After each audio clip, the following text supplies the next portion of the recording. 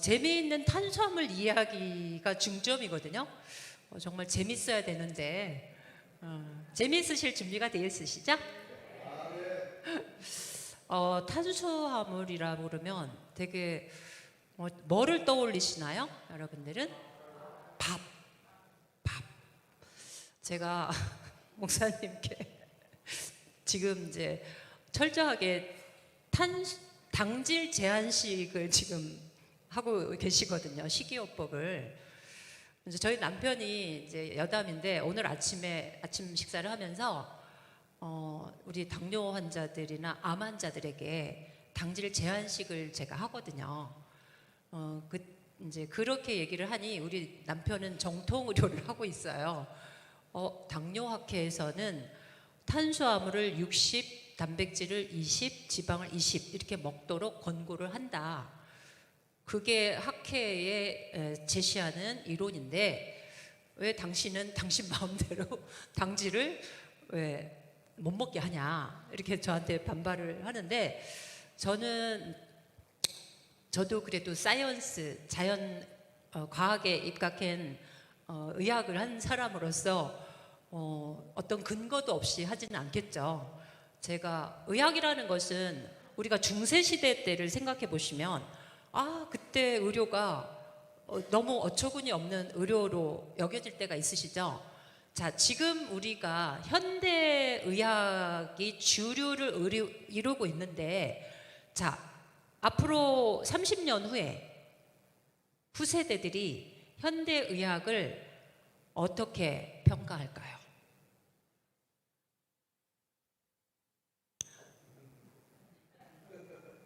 제가 이제 79년도에 의과대학을 입학을 했어요.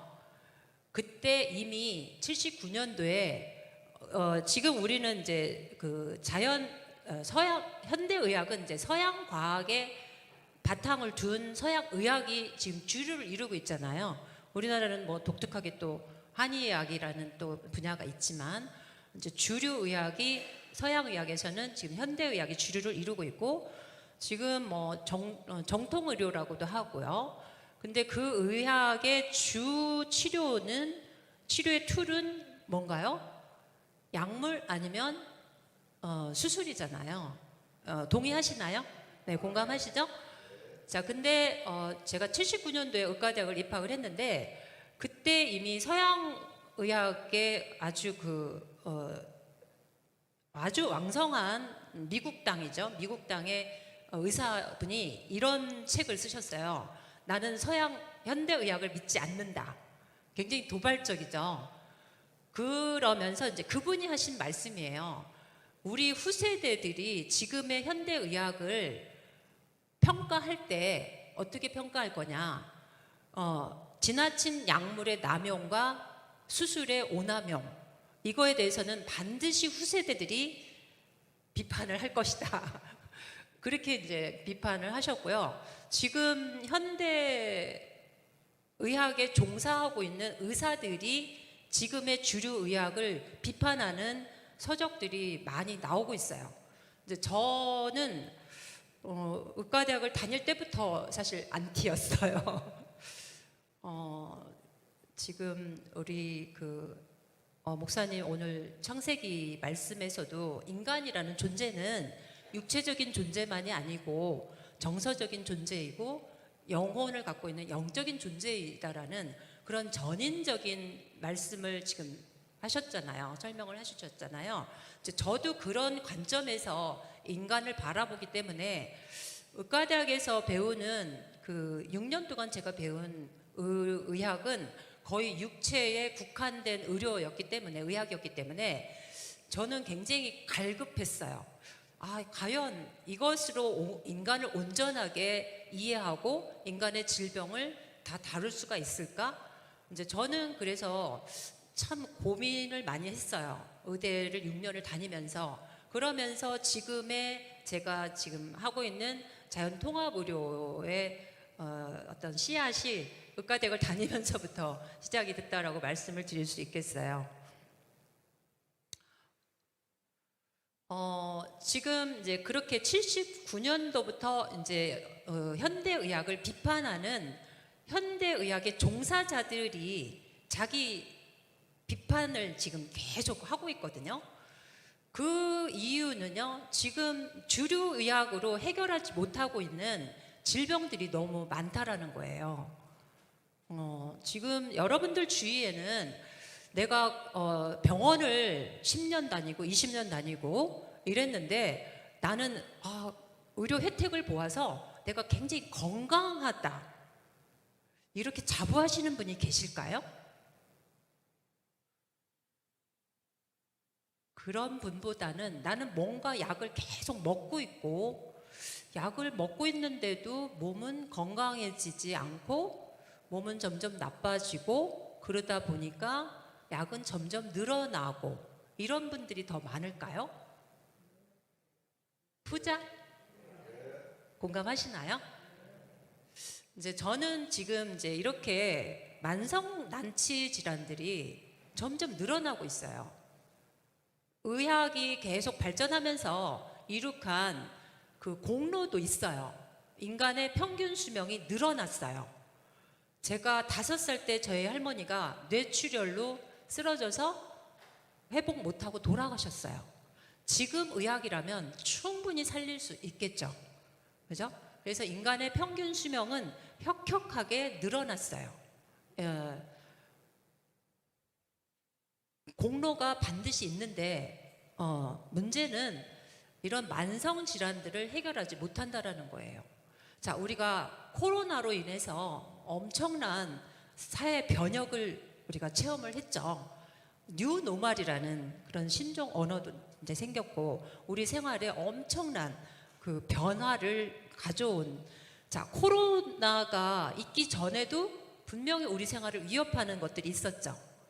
사스도 있었고 메르스도 있었고. 자, 코로나가 지금 이제 잠잠해졌는데 우리는 이제 또 안전한 일상으로 돌아가면 또 그냥 과연 정말 안전한 걸까요? 또 기다리고 있는 게 있죠.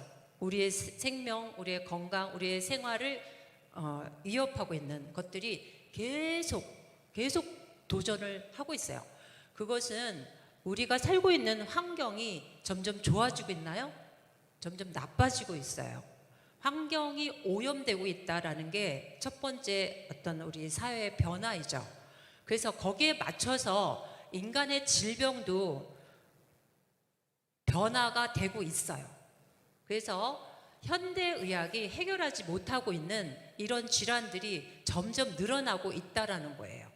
자, 여기 기술한 그런 질환들을 보시면요, 평생 약을 먹어야 되는 병이다, 이렇게 현대의학은 주입을 하고 있어요. 맞죠? 고혈압, 당뇨, 고지혈증, 고혈압 평생 약 먹어야 돼. 거기다가 고혈압 약만 주지 않죠? 아스피린 반찬으로 첨가해 주죠. 그리고 아직 고지혈이 안 됐는데 고지혈을 예방 차원에서 고지혈증 약까지 또 첨가해서 넣어줘요. 그럼 내가 고혈압 진단받고 약은 1개, 2개, 3개 늘어나죠. 그리고 이제 제일 첫 번째 이렇게 나열한 이런 질환들은 자가면역 질환이에요. 자가면역 질환은 그냥 난치병으로 그렇게 인식을 하고 있어요. 지금 현대의학은. 그리고 평생 약을 먹어야 되는 거, 이렇게 되고 있고요.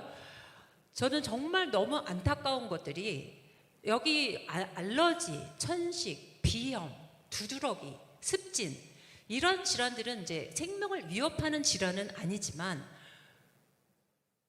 삶의 질을 완전히 떨어뜨리고요. 환자들 본인들도 뭐 십수년, 뭐 몇십 년 이렇게 치료를 받고 있어요. 그죠? 완치가 되지 않는 병으로 알고 계세요. 저희를 찾아오는 환자분들이 그러세요. 원장님, 저는 정말 우울해요. 왜 그러세요? 제가 천식을 진단받았어요. 저는 앞으로 이제 천식으로 이제 사망할 거예요. 이러면서 자기 너무 이제 좌절을 하시는 거예요. 천식 진단을 받았다고. 그리고 또 재밌는 얘기 하나 해드릴까요? 자, 세상에서 제일 무서운 병이 뭘까요? 암 사망률이 굉장히 높아지고 있죠. 사망 원인 1위예요. 또 어떤 질병이 제일 무서울까요? 본인이 생각하시는 거. 당뇨병. 모든 질환의 시작이 당뇨에서 시작이 돼요. 그래서 오늘 당에 대한 얘기 굉장히 오늘 관심 있으신 분들은 귀를 쫑긋 들으시기 바라요. 제가 재미있다고 말씀드린 거는 제가 어느 날 어떤 병원의 원장님을 찾아갔는데요. 거기 로비에 이렇게 여러 환자분들이 앉아 계시는데 이분은 보호자로 오신 분이었어요. 근데 이분이 할머니세요. 한 70대 중반 되신 분인데요. 혼자 이렇게 보호자들이 이렇게 로비에 환자들도 앉아 있는데 세상에서 제일 무서운 병이 뭔지 알아? 이러시는 거예요. 자기 혼자 막 넋두리를 하시는 거예요. 보통 암, 치매, 당뇨 막 이렇게 생각하시잖아요. 비염이야, 비염 이러시는 거예요. 비염이 제일 무섭대요. 본인이 40년을 알았는데 그 고통은 말로 다 할 수가 없다는 거예요. 그래서 제가 그때 깨달았어요. 세상에서 제일 무서운 병은 본인이 앓고 있는 병이구나. 그분은 비염으로 너무 40년간 너무 고통을 받으셨기 때문에 가장 무서운 거예요. 근데 제가 우스개 반 진단 반인데요. 저한테 가장 쉬운 병은 뭘까요? 비염이에요. 믿거나 말거나. 비염 있으신 분 저한테 오세요. 검증을 해드릴게요. 비염은 정말 쉽게 해결이 되고요.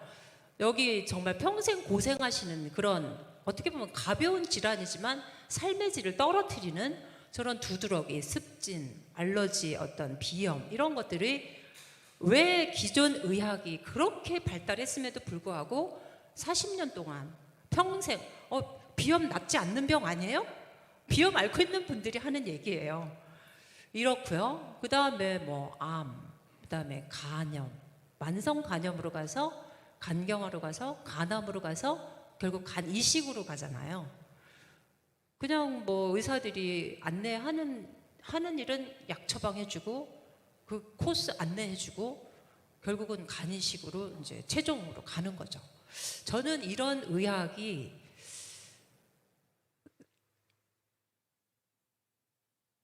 너무 싫었어요.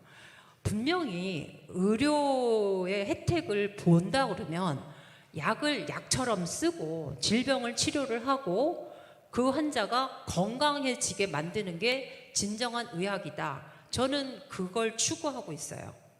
그래서 저를 찾아오시는 환자분들은요, 중증 환자도 있으시고요, 이렇게 가벼운 환자도 있으시지만 정말 제 안내대로 제 치료의 안내, 저는 치유의 힘이 저한테 있다고 절대 얘기하지 않아요.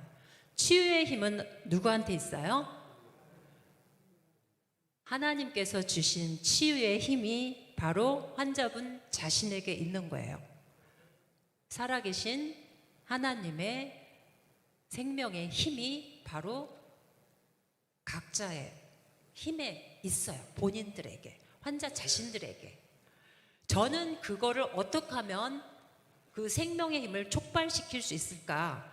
그 원리를 알고, 그래도 제가 전문가니까 그 길을 안내하는 역할을 저는 하는 사람이고, 안내자 역할. 그리고 교육이죠. 지금 이런 교육을 통해서 제대로 된 정보를 알고 그렇게 습득하시는 분들은 건강의 길로 안내해드리는 거죠. 저는 이제 의사의 사명은 뭘까요? 환자들을 건강의 길로, 생명의 길로, 육체적 생명이죠. 육체가 건강해야 우리 육체 안에 담겨있는 영혼이 건강해질 수 있기 때문에 저는 몸은 영혼이 담긴 그릇이라고 생각을 하고 있거든요. 그릇이 건강하지 않은데 영혼이 절대 건강하기는 힘들다. 그래서 몸을 건강하게 하는 것도 우리의 영혼을 건강하게 하는 길이다. 이렇게 생각을 하고 있어요. 그래서 현대의학은 정말 그 훌륭한 점들이 많아요. 응급질환, 급성질환, 당장 죽어가고 힘든 그런 응급 환자들한테는 치료가 정말 탁월하고 생명을 살려내요. 근데 만성 질환자들을 해결하지 못한다라는 게 지금 이제 저 같은 의사를 만든 거죠.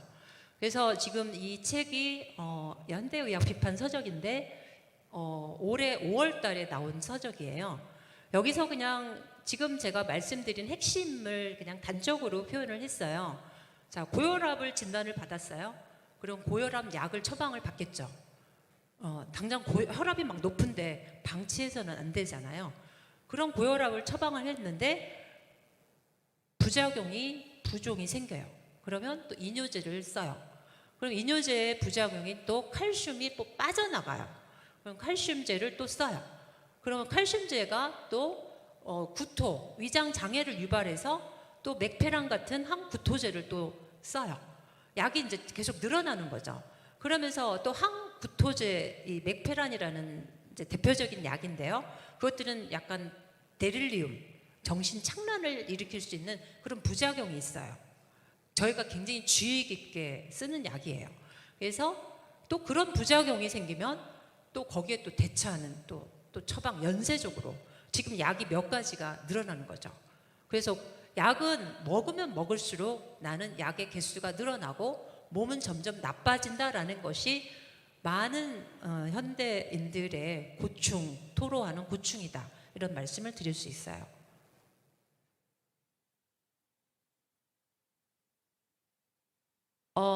지금 저를 찾아오신 환자분이신데요. 모녀가 류마티스 관절염을 진단받으신 분이에요. 그래서 여기 왼쪽에 보시면요. 이분은 2006년도에 진단을 받으셨고요. 그때만 해도 우리 아까 사모님 말씀하셨잖아요. 그냥 하라는 대로 하는 게 어떻게 보면 의사 환자들의 그냥 당연한 어떤 의무 이렇게 생각하시잖아요. 의사가 약 먹으라고 그러니까 먹었고 수술하라니까 수술했고 이렇게 하신 거죠. 근데 이분은 지금 2022년도니까 거의 16년 동안 약을 먹었고요. 약은 점점 이렇게 늘어나서 약이 지금 16가지로 늘어났어요. 그분 따님은 그래도 시대가 달라졌어요. 영양요법, 근본적인 요법을 같이 병행을 하시기 때문에 약이 이렇게 5가지 정도 드세요. 근데 이분도 아마 어머니 같은 치료를 반드시 했다면 이렇게 가겠죠. 10년, 20년 후에. 이 어머니는 저한테 오셨어요.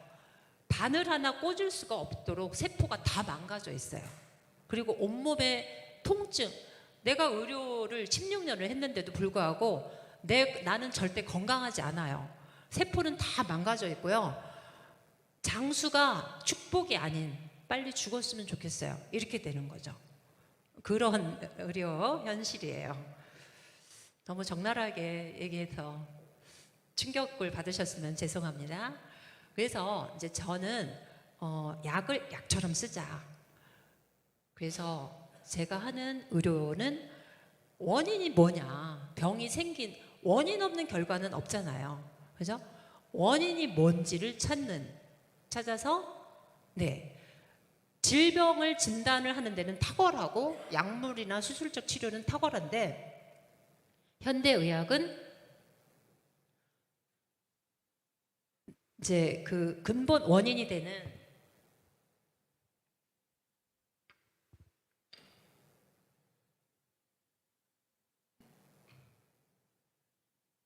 원인에 대해서는 관심이 없다라는 거예요. 바로 이 나무에다 비유를 하면 나무가 병이 들었으면 우리가 병을 진단하고 거기에 대한 적절한 치료를 하는 게 현대의학이라면 이제 제가 하는 영역은 그 나무가 왜 병이 들었을까 그거를 이제 내서 퍼즐 찾기처럼 하나하나 원인을 찾아서 그거를 이제 해결해 주면 나무가 뿌리가 건강해야 잎이 건강해지잖아요. 이파리만 누렇게 된 이파리에다가 페인트 칠하는 걸로 비유를 했어요. 그것도 클리니를 지은 알레산드라 융거 박사가 이렇게 이제 비유를 한 거거든요. 그래서 근본적인 원인 치료를 하는데 제가 오늘 말씀드릴 거는 이제 영양에 대한 얘기고요. 영양 중에서도 탄수화물, 당에 대한 이야기예요. 관심 있으신가요? 감사합니다. 대답해 주셔서. 그래서 통합적인 저 같은 의사들이 지금 시대적 산물이에요. 저만 독보적인 게 아니라 이런 한계를 본인들이 느끼는 거죠. 자기 자신이 환자가 돼가는 거예요. 의사들이 내가 만성피로에 시달리고 당뇨가 생기고 고혈압이 생기고 내 가족들이 아프고, 근데 기존 의학으로는 해결이 안 되고, 이러다 보니까 이제 고민을 하고 그런 사람들이 모여서 공부를 하기 시작을 했고, 그래서 통합의학이라는 학문이 이제 새로운 패러다임의 학문이 이제 나오게 된 거예요. 그래서 통합적으로 인체를 연구를 이제 분석을 다 해보는 거죠. 왜 만성피로에 시달리고, 왜 암에 걸리고, 왜 당뇨가 오고. 근데 이제 여러 가지 통합적인 원인들을 저희는 이제 전문가들이 다 분석을 해서 하죠. 근데 오늘 말씀드릴 게 바로 이제 영양에 대한 얘기, 식이에 대한 얘기, 그 얘기예요. 자, 환경 오염. 환경은 계속 변하고 있고요. 저를 찾아오시는 분들은 뭐 당뇨가 너무 심한 환자, 또는 뭐 파킨슨, 또는 뭐 위암, 자가면역 간염, 막 이런 환자분들이 오시거든요. 근데 그런 분들이 귀농을 해가지고요, 유기농으로 농사를 짓는 분들이 저는 유기농만 먹어요 이러신 분들이 당뇨가 완전히 하이, 그 다음에 위암, 파킨슨, 자가면역 간염 이렇게 걸려오세요. 자, 어떻게 생각하세요? 유기농이 환자들을 보면서 저는 유기농이 의미가 없구나. 이미 토양은 전부 황폐화되어 있고, 유기농이라 하더라도 이미 영양에 거기서 나는, 땅에서 나는 먹거리의 질은 떨어져 있다. 우리가 우리 몸이 건강하기 위해서 필요로 하는 영양은 다 채우지 못한다라는 거를 저는 환자들 통해서 보게 되더라고요. 그게 이론적으로도 지금 나오고 있거든요. 그런 서적들이. 그래서 환경은 오염되어서 우리는 계속 독소로 위협을 받고 있다는 거죠.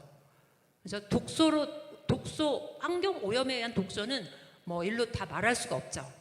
뭐 살충제, 농약, 그다음에 음식에 들어있는 첨가물, 뭐 미세먼지 이런 것들이, 뭐 독소는 환경 오염에서 우리가 위협받고 있는 것들 너무 많죠.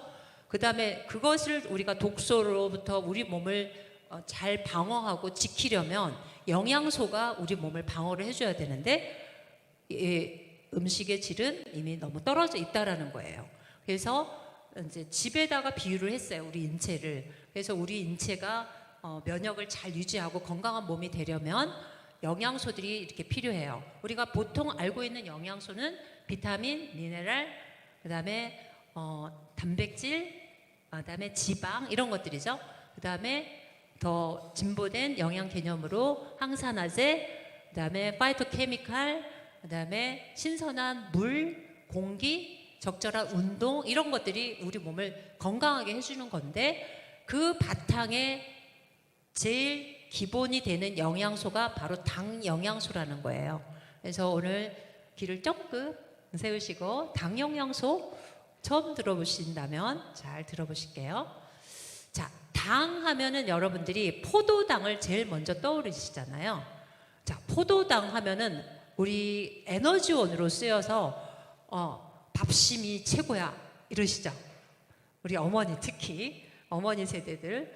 그리고 우리 보릿고개, 우리 어머니 세대, 부모님 세대는 보릿고개를 지냈잖아요.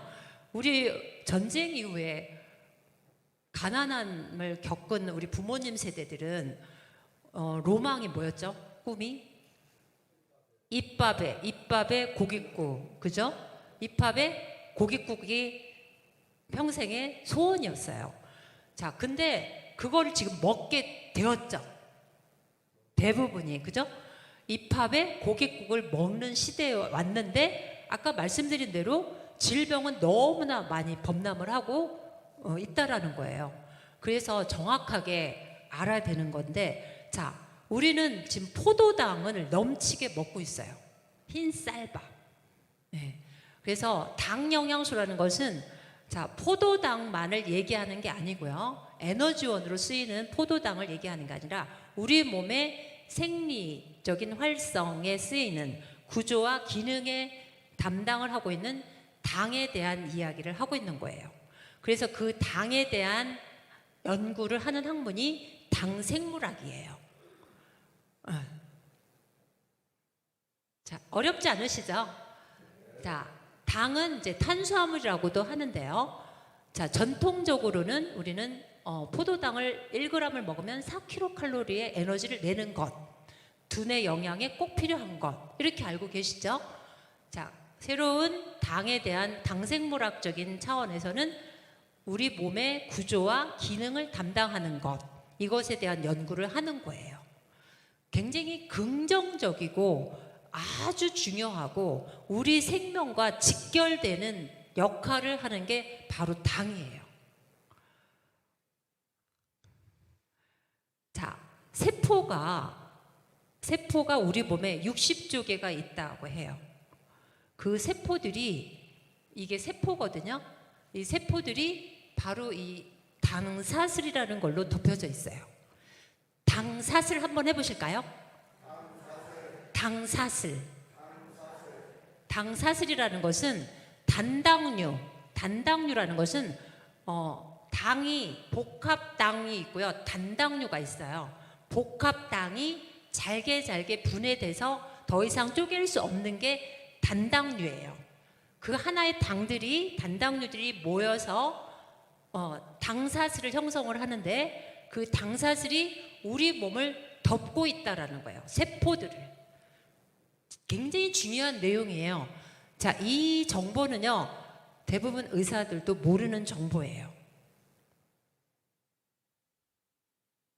자, 예전에 우리 생물학 시간에 이렇게 배웠죠. 매끄럽게 세포를 이렇게 배웠어요.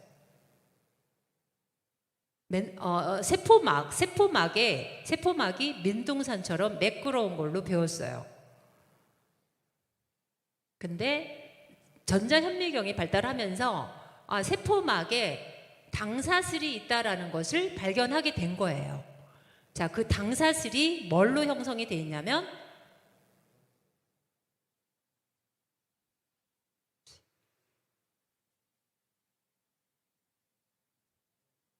네, 이제 되네요. 네. 자, 아까 단당류들이 모여져서 당사슬을 형성한다고 그랬잖아요. 이 당사슬이 포도당, 갈락토스, 만노스, 자일로스, 퓨코즈, 에너실 글루코자민, 에너실 갈락토자민, 에너실 누라민산, 이렇게 8가지의 단당류로 구성이 되어 있어요. 그러니까 포도당만 알고 계셨잖아요. 포도당 외에도 포도당을 포함한 8가지의 단당류가 우리 몸의 세포를 덮고 있다, 이거예요. 그 당사슬이 하는 일이 뭐냐면요, 세포막에 당사슬이 붙어서 우리 몸에 들어오는 영양소들을 인지하는 역할을 해요. 그러니까 촉수와 같은 역할을 해요. 더듬이와 같은 역할을 한다는 얘기예요. 그래서 좋은 영양, 비타민, 미네랄, 어떤 아미노산, 호르몬 이런 것들이 들어오면 얘네들이 그걸 딱 포착을 하고 수용을 하고 인지를 하고 수용해서 흡수해서 날르는 역할까지 해요. 위 소화기가 이렇게 덮여져 있기 때문에 위 점막에서 이 역할이 어마어마하게 중요해요. 이게 당사질이 결핍이 되면 소화 기능이 떨어져요. 장누수가 오고. 두 번째는요, 외부에서 독소, 바이러스, 세균이 들어오면 이거를 적군인지 아군인지를 감별해요. 촉수와 같은 역할. 그래서 적군이면 공격해서 없애요. 항체를 만들어내죠. 그 다음에 아군이면 수용을 해요. 당사슬이 이렇게 면역에 중요한 역할을 해요. 그래서 이거는 면역 탄수화물이다, 이렇게 얘기해요. 그 다음에 마지막으로 가장 중요한 거는 세포와 세포끼리의 의사소통을 원활하게 해주는 역할을 한다는 거예요. 자, 이게 현대인들이요, 10만 개가 있어야 되는데요, 3, 4만 개밖에 안 된다라는 거예요.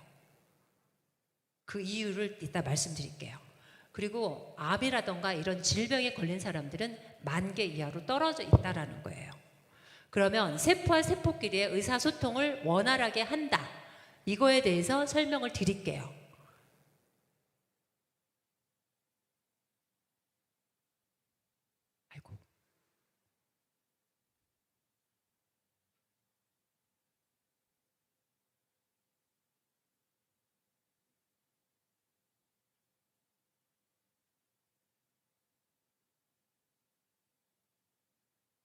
동영상이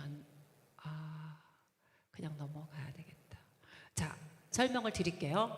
우리가 길을 가다가 넘어졌어요. 그러면 상처가 나서 피가 나겠죠. 그러면 그 불순물을 닦아내고 지혈을 시키고 그러면 인체는 지혈을 시키고 혈액순환이 되고 거기에 백혈구가 와서 불순물이 있으면 염증을 일으켜서 제거를 하고 적혈구가 들어가서 산소와 영양을 공급해서 새로운 세포를 만들어내죠. 내가 지시해서 하나요? 멈춰라 해서 하나요? 안 하죠? 인체는 스스로 지혈을 하고 새로운 세포를 만들어내죠. 우리가 음식을 먹었는데 단백질은 어디로 가고 칼슘은 뼈로 가고 지시하나요? 지시하지 않아도 우리 인체는 스스로 알아서 그 역할을 해요. 그 다음에 대사를 해서 노폐물이 나오면 그거를 소변으로 내보내는 역할을 하죠. 그것도 내가 이거는 내보내고 이거는 재흡수하고 이렇게 하라고 해서 하는 게 아니죠. 인체는 스스로 해요. 그리고 적군이 들어오면 퇴치하고. 이게 바로 생명 코드, 세포와 세포끼리의 의사소통을 원활하게 하기 때문에 이게 이루어지는 거거든요. 이게 이제 슈가 코드라 해서 이런 모든 생명 현상에 세포와 세포끼리의 의사소통이 어디에 의존을 하고 있냐면 바로 당 복합체에 의존하고 있다는 거예요. 임신할 때 정자와 난자가 만나죠? 그때도 당사슬이 관여가 돼요. 요즘 자연 임신하면 엄청나게 축복해줘요. 자연 임신이 그만큼 안 돼요. 당사슬이 있어야지만 정자와 만나서 수정이 가능하게 돼요. 지금은 이 당 영양소가 결핍되어 있는 환자들이 너무나 많기 때문에 임신이 잘 안 돼요. 수정, 배 발생, 세포 증식, 모든 생명활동의 바탕에 당 복합체가 관여를 한다라는 거예요. 자, 알파벳은 4가지의 부호로 되어 있거든요. 그죠? 그 중에 부호가 한 가지만 없어도 의사소통에 문제가 생기죠. 자, 우리 인체가 필요로 하는 당은 자, 상징적으로 그냥 8가지의 당이라고 얘기를 해요. 실제는 우리 포유류는 17가지의 당이 필수로 우리 몸에 구성을 하고 있어요. 근데 상징적으로 저희가 8당이라고 얘기를 해요. 자, 8가지의 단당류들이 모여져서 정보체를 만들었을 때 그게 정확하게 구성이 되어졌을 때 우리 인체는 의사소통을 원활하게 해요. 근데 여기서 당이 한 가지만 빠져도 그거는 치명적인 질병으로 간다라는 거예요. 이래서 당이 우리 생명과 직결되는 정보예요. 자, 이 1996년도에 생화교과서에 이게 실리게 돼요. 당당백 편에. 8가지 단당류, 당 복합체가 단백질과 복합체로 형성해서 당 단백으로 있고요. 지질과 만나서 당 지질로 되어 있고요. 단백질과 다당체가 만나서 단백 다당체를 만들어요. 이게 다 당사슬이 없으면 기능을 하지 못해요. 자, 당화가 되는 과정이에요. 당화, 글라이코실레이션이라고 그러거든요. 당화라는 것은 이따가 글리케이션이 또 나와요. 당화, 똑같은 당화인데 지금 글라이코실레이션이라고 하는 당화는 건강한 당화를 얘기해요. 우리 생명의 필수인 당화를 얘기해요. 자, DNA 정보에서 RNA로 가서 RNA에서 리보솜으로 가서 단백질을 만들어내는데 원시 당이 붙어야지만 단백질은 단백질로서의 기능을 제대로 할 수가 있어요. 그래서 자, 골지체, 소포체를 지나면서 트리밍, 깎여요. 효소 작용에 의해서 온전한 단백질이 만들어져서 세포막으로 가거나 또 혈류로 나가서 항체를 만들거나 호르몬을 만들거나 자기 역할을 해요. 단백의 형태로 일을 해요. 단백질은. 그냥 단백질로 일을 하는 게 아니에요. 지질도 마찬가지예요. 당 복합체로 일을 해요. 자, 당화를 설명을 드렸어요. 글라이코실레이션. 자, 2012년도 미국의 국립과학원 아카데미에서 이런 논문을 발표를 했어요. 자, 당생물학이라고 하는 것은요, 예전에는 우리가 유전체가 2003년도에 게놈 지도가 다 밝혀졌어요. 유전체가 우리의 생명 현상을 다 관장하는 거라고 여겼어요. 근데 다른 초파리나 도마도나 벼나 이런 것들의 유전체를 검사를 해보니까요, 인간의 유전체 수가, 게놈 수가 23,000개인데요 도마도가 훨씬 더 많은 거예요. 인간이 더 복잡한 생명 현상을 하고 있는데 우리보다 더 단순한 구조물인 도마도 같은 것들이 유전체 수가 더 많아요. 이건 뭘 뜻할까요? 우리 인체의 생명 활동을 유전체가 다 관장하지 않는다, 그 얘기를 뜻하는 거예요. 자, 그래서 그럼 우리의 생명 정보를 관장하고 있는 마지막 정보체는 뭐냐면, 유전체에서 단백질체가 만들어지고 단백질체에서 당 복합체가 만들어져서 결국은 당 복합체로 일을 하고 있다라는 거예요. 그래서 당 하나의 역할이 굉장히 중요한 거예요. 그래서 당화가 되어 있지 않으면 세포는 죽는다라고 설명을 하고 있어요. 당화가 그만큼 중요해요. 그 다음에 여기 두 번째 보면요, 지금 아까 난치 질환이 범람을 하고 있어요. 해결하지 못하고 있는. 거의 모든 질환이 당사질과 관련이 된다, 이렇게 설명을 하고 있어요. 굉장히 중요한 얘기예요. 세포와 병원군 상호작용할 때 당이 관여된다, 당사질이. 암세포의 특징은 당사질이 변화된 게 암세포의 특징이다. 그것이 전이에 관여된다. 그리고 우리 백신 맞잖아요. 백신도 당사질을 기초로 하고 있다. 이렇게 해서 220여 페이지의 논문에 걸쳐서 당사질이 얼마나 우리 인체에서 중요한지를 설명을 하고 있어요. 어려우세요? 쉬우세요? 어려우세요? 아, 네. 저 최선을 다하고 있어요.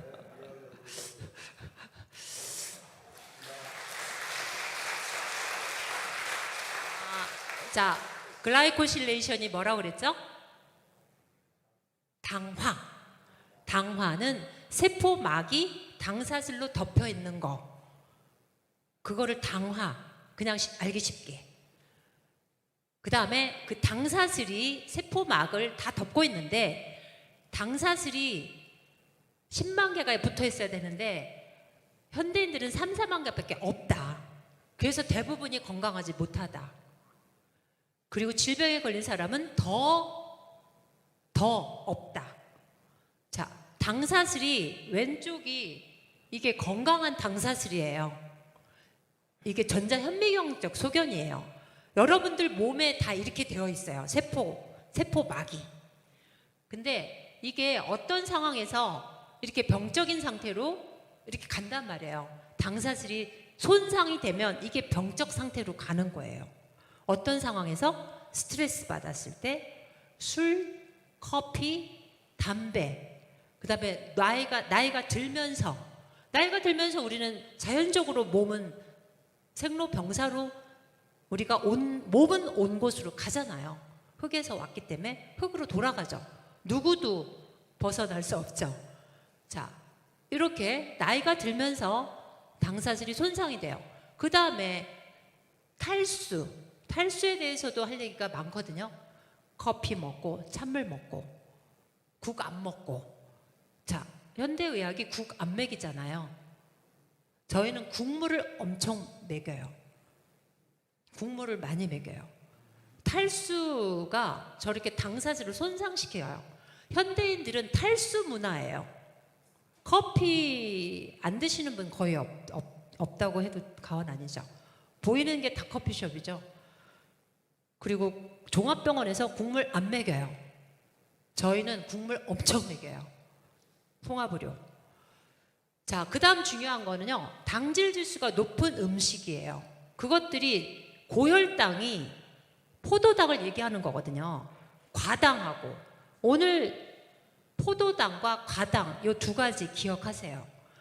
당질을, 우리 혈당을 엄청나게 높여줘요. 포도당, 과당 이 두 가지가 당사슬을 저렇게 손상시켜요.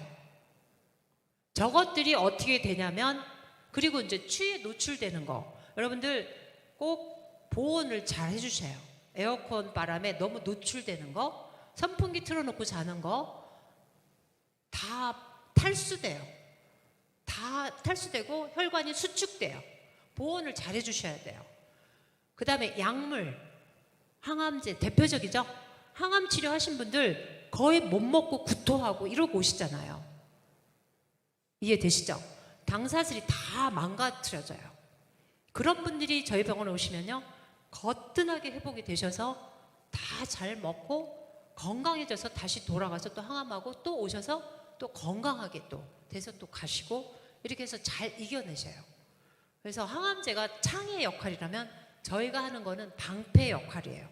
방어를 잘 해줘서 건강하게 만들어 드려요. 자, 그 다음 또 진행해 볼까요? 이게 8시간 만에 손상이 돼요.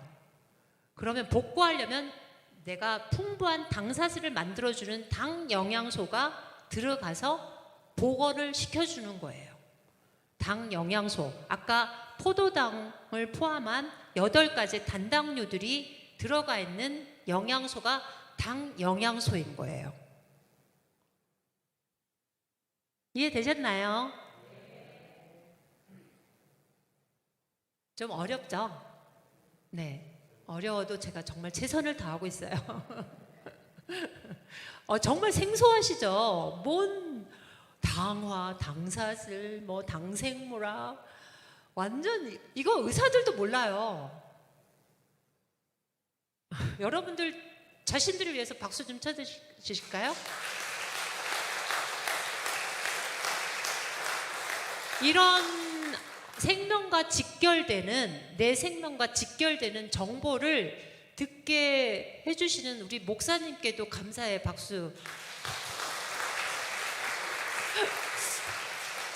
한 번씩 제가 이렇게 하는 이유는 졸지 마시라고. 자, 글리케이션도 당화고요, 글라이코실레이션도 당화예요.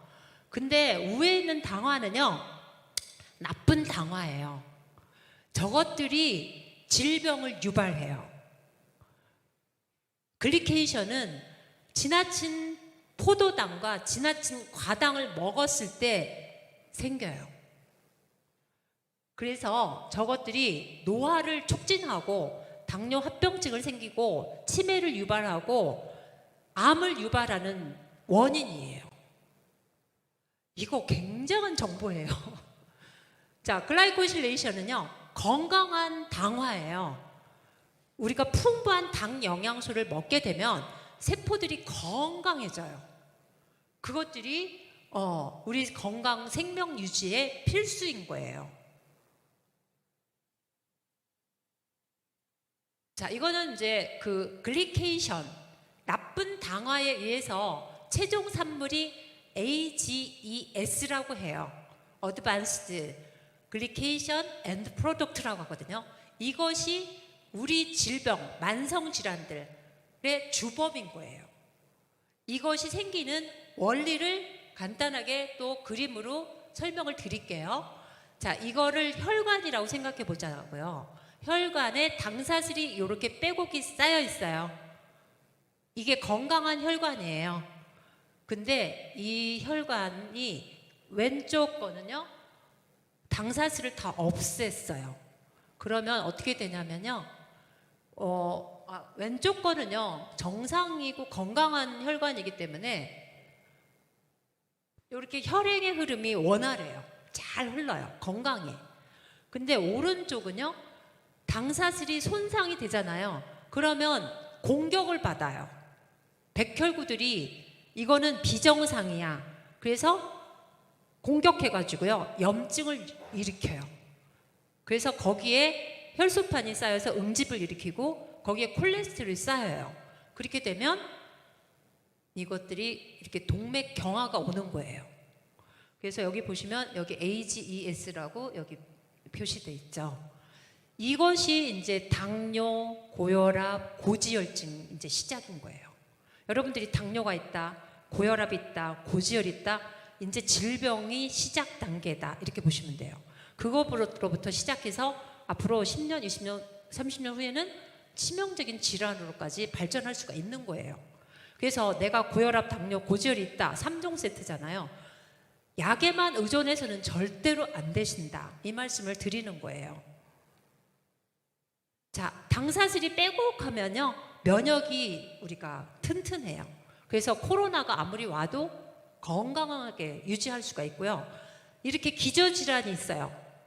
당사슬이 손상이 되면 당뇨, 고혈압, 뭐 나이가 노화 이런 기저질환이 있는 분들이 우리가 코로나에 걸려서 사망하시는 분들은 대부분이 이런 분들인 거 알고 계시죠? 예, 유병률이 높고 사망률이 높은 대상들이에요. 이 당사슬이 손상되신 분들이에요. 적혈구 표면이 당사슬로 이렇게 덮여져 있어요. 전자현미경. 자, 우리가 혈액형을 A형, B형, O형, AB형으로 나누잖아요. 자, O형의 피가 이렇게 지질에 세포막에 지질에서 글루코스, 갈락토스, 에노실 갈락토사민, 갈락토스, 퓨코스 이렇게 형성이 돼 있어요. A형은요, O형의 피에 에노아시틸 갈락토스 아민이 붙으면 A형이에요. B형은요, O형의 피에 갈락토스가 붙으면 B형이에요. AB형은 그럼 답이 나오죠? 두 개가 붙은 게 AB형이에요. 자, 당사슬, 당 하나가 바로 혈액형을 결정짓는 이만큼 중요하다라는 걸 말씀드리는 거예요. 당 하나가.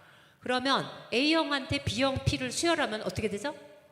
사망에 이를 수도 있게 치명적으로 돼요. 바로 당 하나가 치명적인 질병으로까지 갈 수 있다. 당 하나의 결함이. 그거 설명을 드리려고 요거 차트를 준비한 거예요. 실제로 자가 면역 질환들이 당사슬이 결함이 생겨서 오는 게 거의 대부분이에요.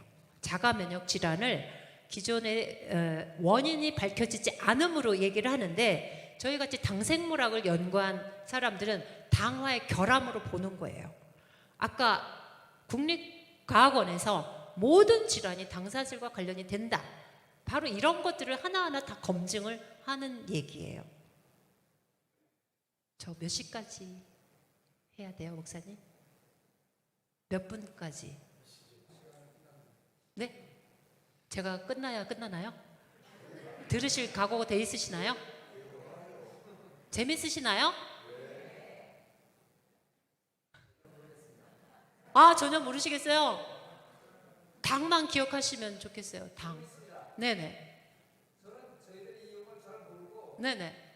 이거를 안 걸리려면 뭘 해야 될지 말씀해 주세요. 결론부터 얘기해 줘요.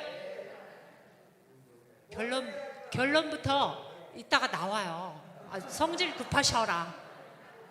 빨리 끝낼까요? 아, 제가 조금 이제 여기까지만 좀 하고 좀 이렇게 넘어갈게요. 좀 이론적인 거는 그래서 모든 세포 장기들이 다 당사슬이 달라요. 그거 말씀드리고요. 그 다음에 1차 방어막은 점막으로 우리 방어를 해요. 점막은 호흡기 점막, 위 점막, 비뇨기, 방광, 요로 점막, 그 다음에 생식기 점막. 이 네 가지가 다 점막으로 덮여져 있어요. 그러면 내가 감기를 달고 살아. 점막이 튼튼해요? 안 튼튼해요? 안 튼튼한 거예요. 당사슬이 결함이 있는 거예요. 당사슬을 튼튼하게 해야 돼요. 내가 소화가 잘 안 돼. 위 점막이 약한 거예요. 그러면 나 장이 안 좋아. 그것도 이제 나와요. 조금 빨리. 호흡기. 자, 호흡기가 점막으로 덮여져야 나는 미세먼지든 코로나든 방어를 할 수가 있는 거예요. 점막이 튼튼해야. 그러니까 코로나가 이렇게 접근해도 방어가 잘 되는 거예요. 이렇게 점막층이 단백 다당체 이렇게 돼 있어요. 그다음에 위점막도 마찬가지고 제가 차트를 조금 뺐어요. 장이에요. 장에도 당사슬이 덮여져야 건강한 장이에요. 근데 내가 중병에 걸려서 왔어요. 지금도 환자분이 그런 분들, 저희는 중증 환자들이 다 오시는데 치료의 첫 번째 포커스는 장이에요. 장을 건강하게 해야. 왜? 장의 면역세포의 80%가 장에 있어요. 그래서 장을 건강하게 해줘야 돼요. 근데 당사슬이 이렇게 덮여져야 되는데 당사슬이 손상이 되면 오른쪽 같이 되는 거예요. 그러면 이거는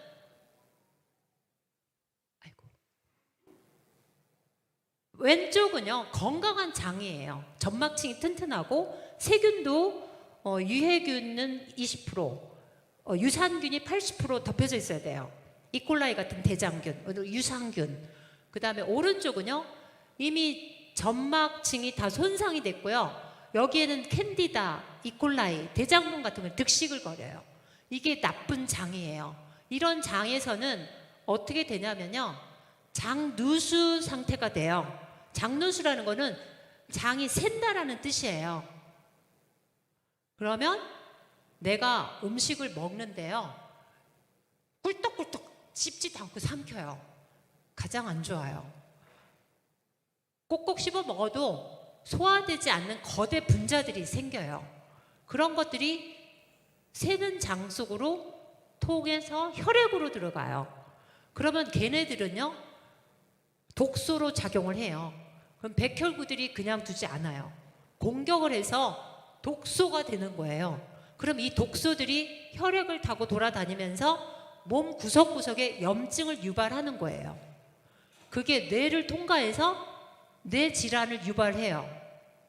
그 다음에 자가 면역도 일으키고요. 몸 구석구석에 통증, 예를 들어서 류마티스 관절염이다, 활막을 공격해요. 그러면 그게 류마티스 관절염이 되는 거죠. 세포들을 공격하는 거예요. 그래서 장누수가 질병의 가장 기초 개념이에요. 그래서 장누수가 있어요. 그러면 뇌질환도 올 수 있고 피부질환, 갑상선 질환, 장질환, 만성 피로, 그다음에 통증, 그다음에 감기 달고 살고 비염, 뭐 음식 알러지 이런 것들이 오는 거예요. 그래서 내가 이런 걸 사실 다 갖고 있는 분들 엄청 많아요. 여기 있는 것들을 다 하나만 있는 별로 없어요. 자, 이거는 비뇨기 점막이에요. 방광내피. 방광내피가 바로 단백 다당체, 글라이코캘릭스, 당사슬로 덮여져 있다. 근데 밑에는 이렇게 손상이 됐잖아요. 밑에 거는 손상된 거예요. 그러면 세균이라던가 어떤 독소들이 공격해요. 그러면 왼쪽, 오른쪽처럼 왼쪽에 병이 생기죠. 나는 방광염을 달고 살아. 방광에 당사슬이 손상되어 있는 거예요. 나는 간질성 방광염이야. 더 심한. 거기다가 이제 환경이 점점 나빠져. 이제 방광암이 되는 거죠. 당사슬이 중요하다. 신경세포도 당 지질로 돼 있어요. 신경세포, 우리가 머리를 좋게 해. 오메가3, DHA 뭐 이런 거 많이 먹으라고 그러잖아요. 지질만 얘기해요. 지질만이 아니에요. 지금 뇌질환 환자들도 엄청 늘어나고 있죠. 치매, 파킨슨, ADHD, 자폐, 당 영양소의 결함이에요. 이런 것들이 논문으로 다 나오고 있어요. 자, 이 그림은요, 동그라미 안에 있는 거는요, 암세포예요. 암세포는 당사슬이 이렇게 변형이 되어 있어요. 그러면 내가 백혈구들이 정상적인 당사슬을 갖고 있으면 정상적인 면역을 가지고 있죠.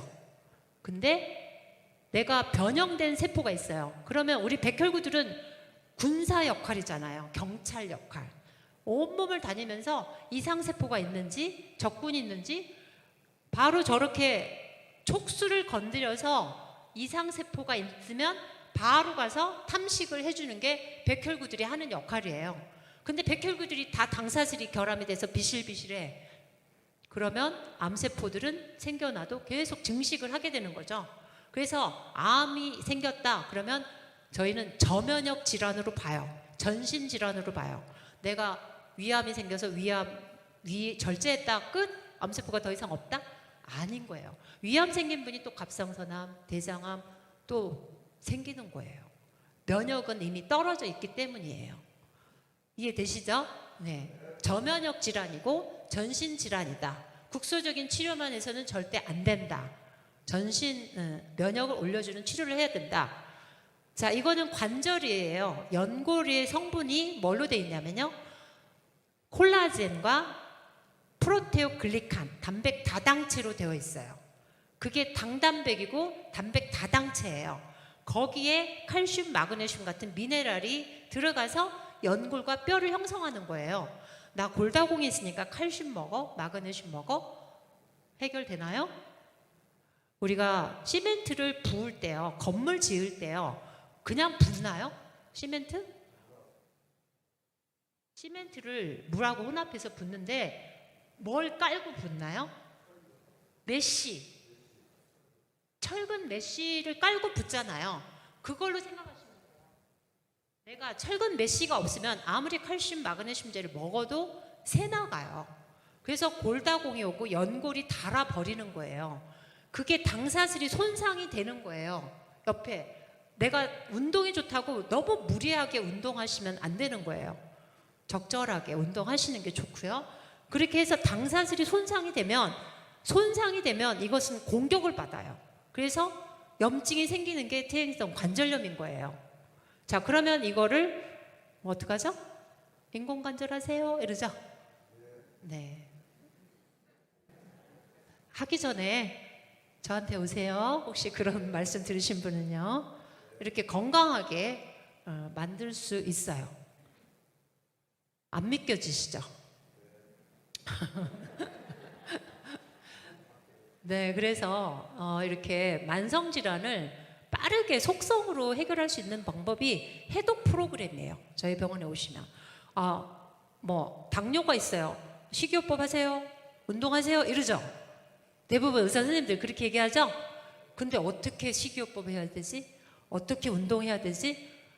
아나요? 그건 환자들 몫이에요. 그죠? 잘 몰라요. 어떻게 뭘 먹어야 되는지. 저희는 완벽하게 꼼꼼하게 세심하게 프로그램을 딱 짜서 정확하게 그 프로그램 안에 들어와서 해드려요. 그래서 이제 당 영양소가 유산균하고 들어가면 분해가 되어져서 단당류로 되어져서 부족한 당사슬을 채워준다. 두 번째는 그 분해된 부산물이 단세 지방산이라는 게 있어요. 우리 몸의 장에서 걔네들이 우리 몸에서 또 중요한 역할을 해요. 당화의 결함을 채워준다. 첫 번째. 두 번째는 단세 지방산이 우리 몸에서 하는 유익한 일들이 그것도 1시간 또 강해해야 돼요. 혈압을 강화하고 비만을 해소하고 뇌를 건강하게 해주고 면역세포를 조절해주고 이런 역할들을 해요. 그래서 단세 지방산이 항암 역할, 항염증 역할, 호르몬 조절 역할, 면역을 증진하는 역할 이렇게 해요.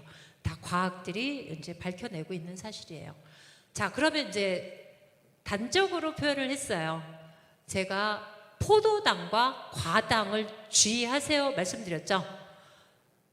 나는 귤 한 박스 먹으면 나 식사 끝이야. 이런 분들 계시죠? 나는 과일로 식사를 대신하고 배를 채워. 자, 지금 말씀드렸죠? 지금 먹는 과일에 비타민, 미네랄 같은 것들이 풍부하다? 제가 그 자료를 지금 빼먹었는데요. 자, 이미 영양학자들이 분석을 다 끝냈어요. 1950년대와 1990년대 비교한 자료들이 있거든요. 20분의 1에서 50분의 1로 다 떨어져 있어요. 비타민, 미네랄 양이. 그런 현실이에요. 그래서 지나치게 요즘 과일들 너무 맛있죠. 과당이 너무 많은 반면에 비타민, 미네랄은 우리가 필요로 한 양이 거의 없다. 이렇게 보시면 맞아요. 그래서 그럼에도 불구하고 우리는 좋은 탄수화물을 먹어야 되는 거죠. 자, 왼쪽 오른쪽은 정제된 탄수화물이죠. 왼쪽은 그래도 자연에서 나는 자연 당 영양소가 그래도 함유된 탄수화물이에요. 감이 오셨죠? 네.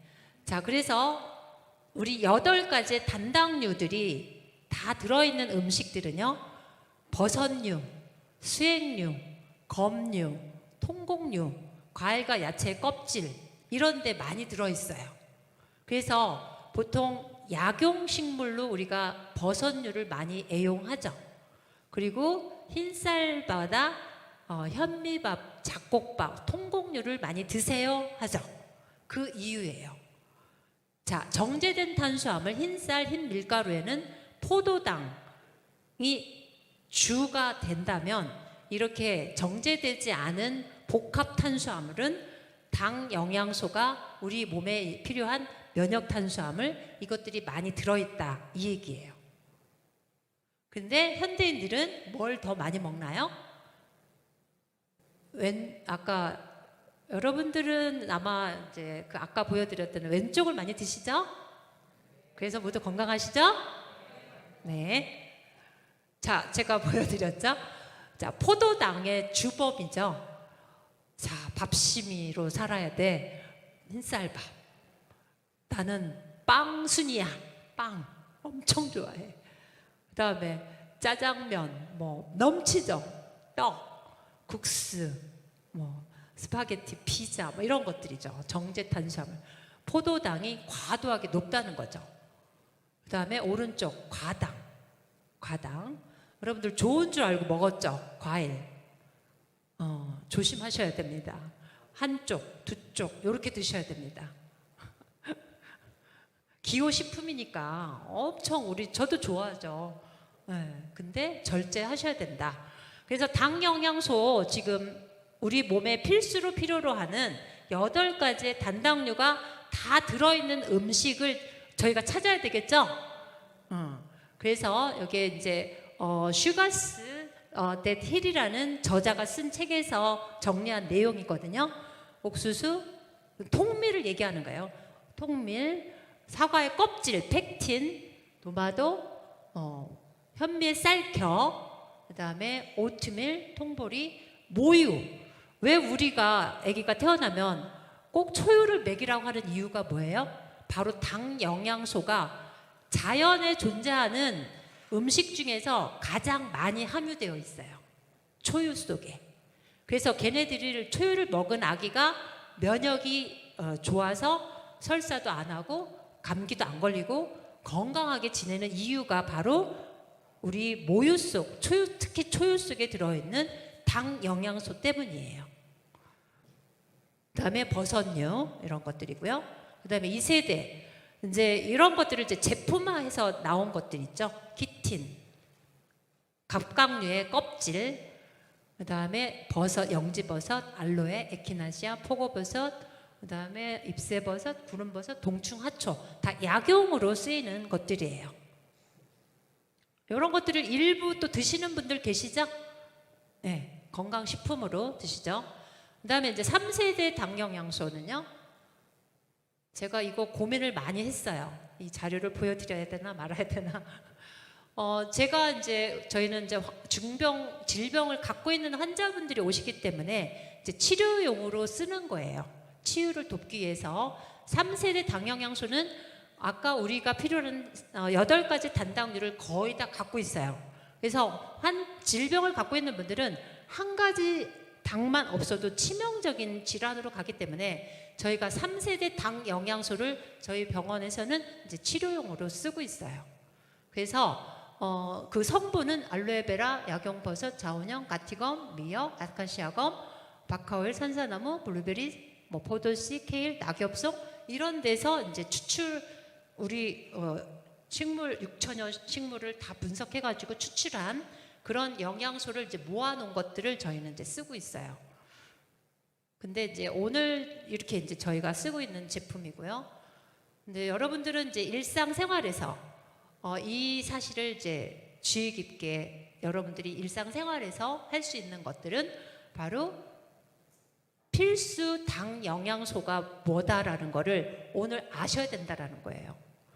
내가 포도당, 과당만 주로 섭취를 하는지, 아까 이 당 영양소가 필수 우리 생명과 직결되는데 이런 영양소가 들어있는 식품을 먹고 있는지, 오늘 그것만 갖고 가시면 소득이 아주 앞으로 건강 장수 하실 수가 있으세요. 자, 저희 병원에 이제 식단이거든요. 이제 항암 식단이에요. 암 환자들이 오시거든요. 암 환자들은 포도당을 절대 제한해요. 저희는 과당, 포도당 일체. 왜냐하면 암세포들은 포도당을 먹고 자라거든요. 그래서 그렇게 해서 정말 임상 결과들이 뭐 획기적으로 나오고 있고요. 그다음에 오른쪽은 이제 당뇨 환자들이나 이런 환자분들한테 역시 포도당, 과당을 제한하는 당질 제한식으로 단백질 식사 대용식이 있고요.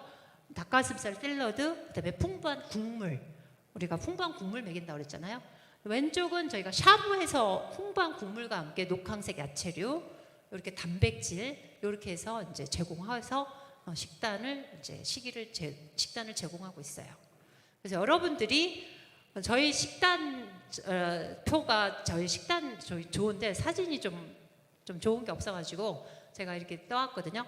그러니까 풍부한 녹황색 야채류, 풍부한 단백질, 양질의 단백질, 그다음에 발효된 된장국, 삼삼한 국물, 콩나물국, 북엇국. 된장국은 아미노산도 많고 유산균이 풍부하기 때문에 저희가 삼삼한 된장국을 권장을 많이 해요. 그래서 양질의, 그리고 이제 통곡류의 식사, 현미, 보리, 콩 이런 통곡류의 식사, 이렇게 해서 건강한 식단으로 제공을 해드렸고요. 제가 조금 좀 더 재미있게 좀 와 닿으시라고 임상을 조금 소개해드릴까 해요. 이분은 11년째 만성 비염을 앓으신 분이고요. 약을 이약 저약 병원을 11군데 다니면서 약을 써도 여전히 안 났으니까. 근데 이분은 건설업을 하시는 분이었는데 일주일이면 7일을 술을 먹는 분이었어요. 그래서 저희 병원에 지나가다가 들리셔가지고 이제 치료를 통해서 한 달 반 만에, 한 달도 안 됐네요. 한 달도 안 됐는데 이제 완치가 되셨어요. 네, 이렇게 치료, 만성 비염. 이분은 암 환자이셨고요. 말기 암 환자이셨는데요. 저희 이제 영양 식이요법 같이 병행하셔서 여기 한 달 반 만에 이렇게 흔적만 남고 암이 다 사라지셨고요. 그다음에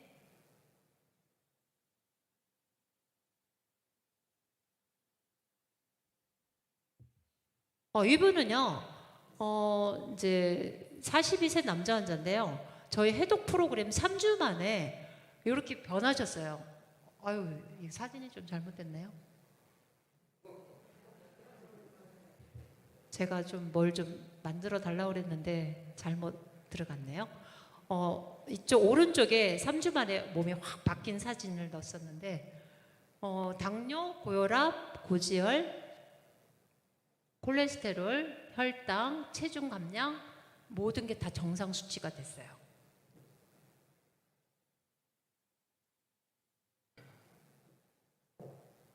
이분은요, 아유, 사진이 다 엉망돼 버렸네. 이게 이쪽의 사진은요, 아토피를 47년 앓은 분이고요. 유기농 식사로 47년 아토피를 다스렸던 분인데요. 6개월 만에 이렇게 완치되셨어요. 이분은 사진이 지금 막 엉켜버렸네요.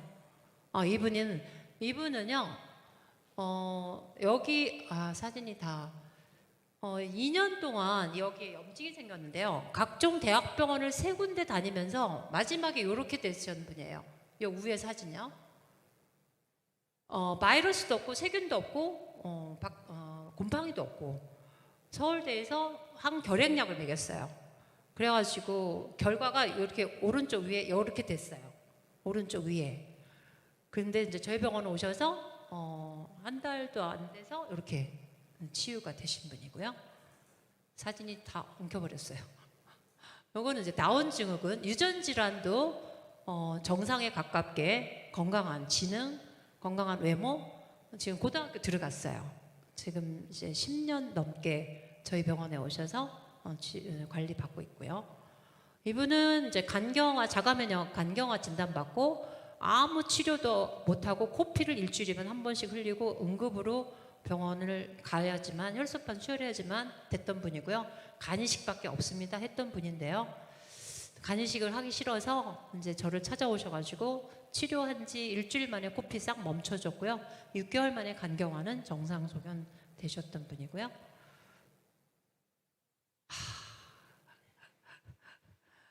이 마지막에 이분은요, 방광암 2기 환자이세요. 이 검은 티 입으신 분요.